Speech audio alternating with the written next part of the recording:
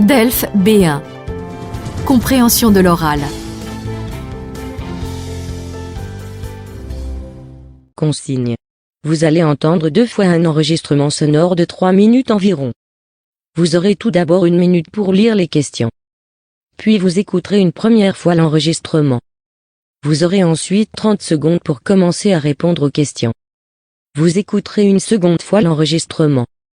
Vous aurez encore 1 minute pour compléter vos réponses.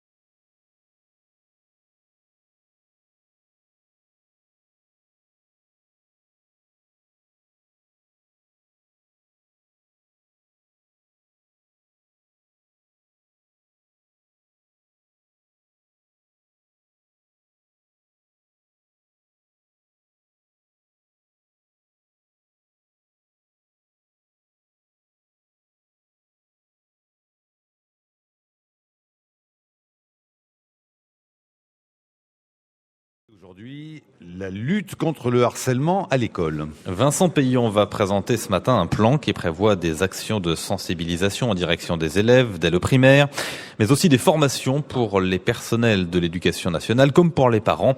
Le harcèlement qui touche environ 1 enfant sur 10 en primaire et au collège. Dossier préparé ce matin par Aurélie Kiefer. Février 2013, Mathéo, un collégien de 13 ans, met fin à ses jours. Ses camarades se moquaient de lui et le bousculaient parce qu'il était roux. Une plaisanterie, un surnom, souvent le harcèlement commence l'air de rien. C'est la répétition qui va rendre la situation de plus en plus pesante. Écoutez le témoignage de Nathalie, elle s'inquiète pour sa fille, élève de 4e. C'est des propos qui pour nous adultes nous paraissent anodins. Elle me dit voilà maman, il y a les garçons, ils me traitent de périmé. Alors oui, périmé pour moi au début c'est pas grave périmé. Pour moi c'est les yaourts qui sont périmés quoi. C'est pas un enfant. Donc on voit pas forcément la force du mot et la valeur qu'ils mettent les enfants dans ça. C'est des petits mots mais qui petit à petit ça fait un poids très lourd quoi. Périmé, ça veut dire qu'on est exclu, ça veut dire que on n'est pas dans le groupe. Il y a quelque temps, elle me disait ça, elle me dit, je lui dis, mais comment tu veux que j'en parle? Tu veux que je voie les profs? Tu veux que j'appelle le conseiller principal d'éducation? Elle m'a dit, non, c'est bon, c'est pour l'instant j'en rigole et je me moque d'eux quand ils font ça. Puis je veux pas que tu le dises parce qu'on va me traiter de balance.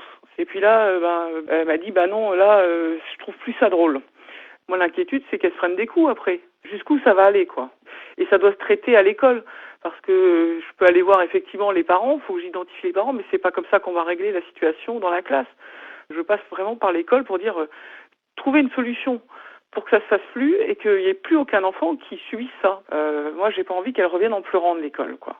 Ça doit être un endroit où elle est bien. Dans la loi de refondation de l'école publiée cet été, les établissements scolaires ont l'obligation de mettre en place une politique de prévention et de traitement des faits de violence à l'école.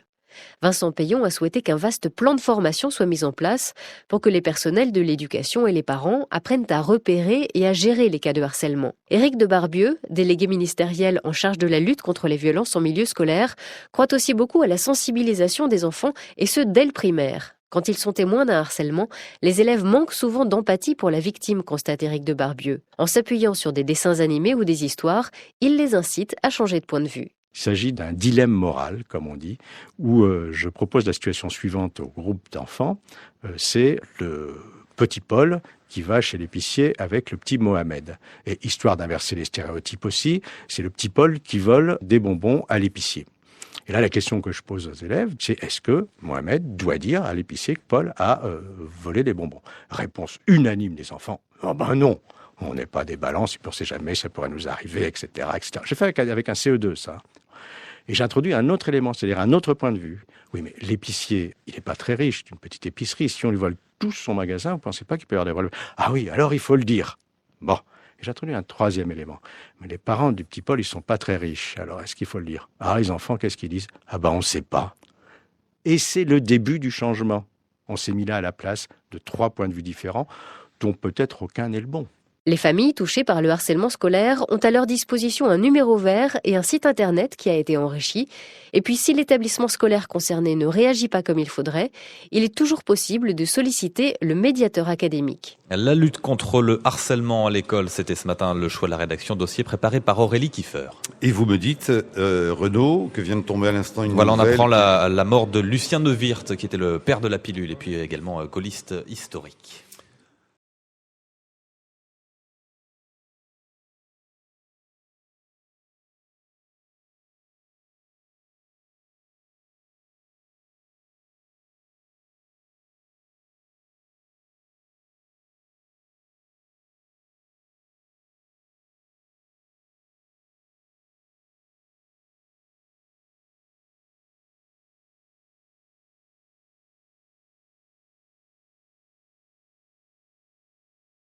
Aujourd'hui, la lutte contre le harcèlement à l'école. Vincent Payon va présenter ce matin un plan qui prévoit des actions de sensibilisation en direction des élèves dès le primaire, mais aussi des formations pour les personnels de l'éducation nationale comme pour les parents. Le harcèlement qui touche environ un enfant sur 10 en primaire et au collège. Dossier préparé ce matin par Aurélie Kiefer. Février 2013, Mathéo, un collégien de 13 ans, met fin à ses jours. Ses camarades se moquaient de lui et le bousculaient parce qu'il était roux. Une plaisanterie, un surnom, souvent le harcèlement commence l'air de rien. C'est la répétition qui va rendre la situation de plus en plus pesante. Écoutez le témoignage de Nathalie, elle s'inquiète pour sa fille, élève de 4e. C'est des propos qui pour nous adultes nous paraissent anodins. Elle me dit voilà maman, il y a les garçons, ils me traitent de périmé. Alors oui, périmé pour moi au début, c'est pas grave périmé. Pour moi c'est les yaourts qui sont périmés quoi, c'est pas un enfant. Donc on voit pas forcément la force du mot et la valeur qu'ils mettent les enfants dans ça. C'est des petits mots mais qui petit à petit ça fait un poids très lourd quoi. Périmé, ça veut dire qu'on est exclu, ça veut dire que on n'est pas dans le groupe. Il y a quelque temps, elle me disait ça, elle me dit, je lui dis, mais comment tu veux que j'en parle? Tu veux que je voie les profs? Tu veux que j'appelle le conseiller principal d'éducation? Elle m'a dit, non, c'est bon, c'est pour l'instant j'en rigole et je me moque d'eux quand ils font ça. Puis je veux pas que tu le dises parce qu'on va me traiter de balance. Et puis là, elle m'a dit, non, là, je trouve plus ça drôle. Moi, l'inquiétude, c'est qu'elle se prenne des coups après. Jusqu'où ça va aller, quoi. Et ça doit se traiter à l'école. Parce que je peux aller voir effectivement les parents, il faut que j'identifie les parents, mais c'est pas comme ça qu'on va régler la situation dans la classe. Je passe vraiment par l'école pour dire, trouver une solution pour que ça se fasse plus et qu'il n'y ait plus aucun enfant qui subisse ça. Moi, j'ai pas envie qu'elle revienne en pleurant de l'école, quoi. Ça doit être un endroit où elle est bien. Dans la loi de refondation de l'école publiée cet été, les établissements scolaires ont l'obligation de mettre en place une politique de prévention et de traitement des faits de violence à l'école.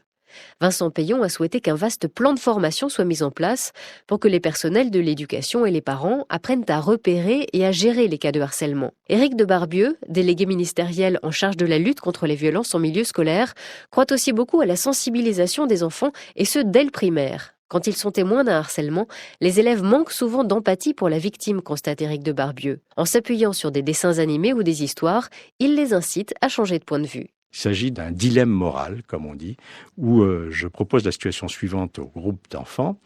C'est le petit Paul qui va chez l'épicier avec le petit Mohamed. Et histoire d'inverser les stéréotypes aussi, c'est le petit Paul qui vole des bonbons à l'épicier.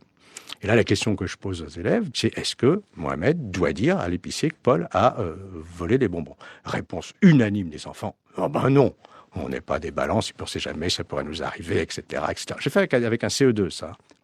Et j'ai introduit un autre élément, c'est-à-dire un autre point de vue. Oui, mais l'épicier, il n'est pas très riche, c'est une petite épicerie. Si on lui vole tout son magasin, vous ne pensez pas qu'il peut y avoir des voleurs? Ah oui, alors il faut le dire. Bon, et j'ai introduit un troisième élément. Mais les parents du petit Paul, ils ne sont pas très riches. Alors, est-ce qu'il faut le dire? Ah, les enfants, qu'est-ce qu'ils disent? Ah on ne sait pas. Et c'est le début du changement. On s'est mis là à la place de 3 points de vue différents, dont peut-être aucun n'est le bon. Les familles touchées par le harcèlement scolaire ont à leur disposition un numéro vert et un site internet qui a été enrichi. Et puis si l'établissement scolaire concerné ne réagit pas comme il faudrait, il est toujours possible de solliciter le médiateur académique. La lutte contre le harcèlement à l'école, c'était ce matin le choix de la rédaction, dossier préparé par Aurélie Kiefer. Et vous me dites, Renaud, que vient de tomber à l'instant une voilà, nouvelle... on apprend la mort de Lucien Neuwirth, qui était le père de la pilule et puis également gaulliste historique.